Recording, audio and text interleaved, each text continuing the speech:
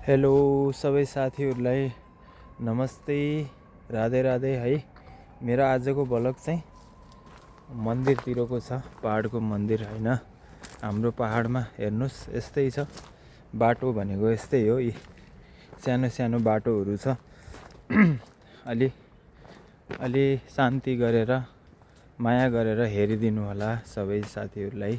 हाम्रो पहाडतिरको बाटो चाहिँ सर्लक्क यस्तै हो।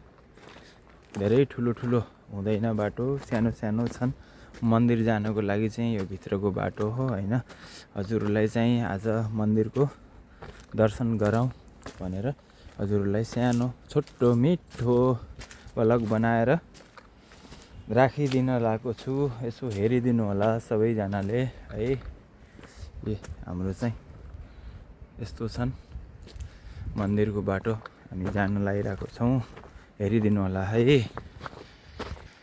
ल हामी मन्दिरको छेउछाउमा पुगिरहेको छौँ। हाम्रो हनुमान दादाको बाँड पनि तलतिर हिँड्नुभयो। यी सर्लक्कै बाटो यस्तै छ, हेर्दै खेर्दै हिँड्नुपर्छ।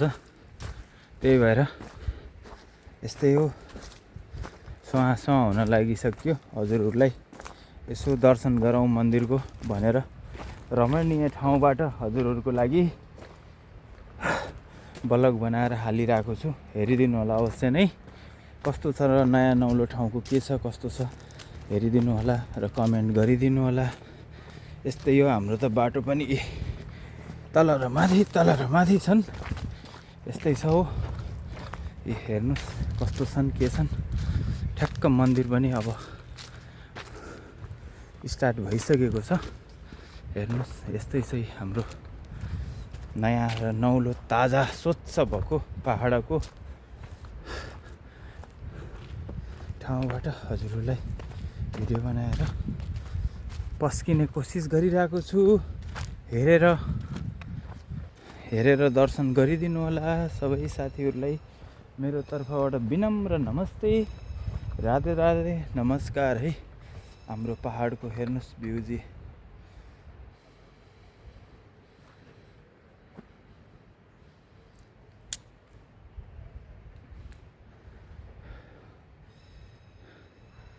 यही हो हाम्रो पहाडको मन्दिर डाँडा काँडाको। हजुरहरूलाई आउनु पर्यो भने अवश्य नै आउनु होला, वेलकम छ है सबैजनालाई। सबै मन्दिर मठ मन्दिर छन् होइन, पुरानो एकदम अहिलेको होइन, सयौँ सालदेखि चलिरहेको होइन मन्दिर हुन्। हजुरहरूलाई पनि दर्शन गर्नु छ भने अवश्य आउनु होला। हाम्रो पहाडको बिचमा मन्दिर मठ मन्दिर टन्नै छन्। आउनु होला, दर्शन गर्नु होला, हेर्नु होला है। भिडियो कस्तो लाग्यो के लाग्यो कमेन्ट गरिदिनु होला। केही कमी कमजोरी छ भने सुधार्ने कोसिस गर्ने नै छौँ। ल अहिलेसम्म जो पनि मेरो भ्युवर्सले हेरिदिनु भएको छ सबैलाई थ्याङ्क यू है।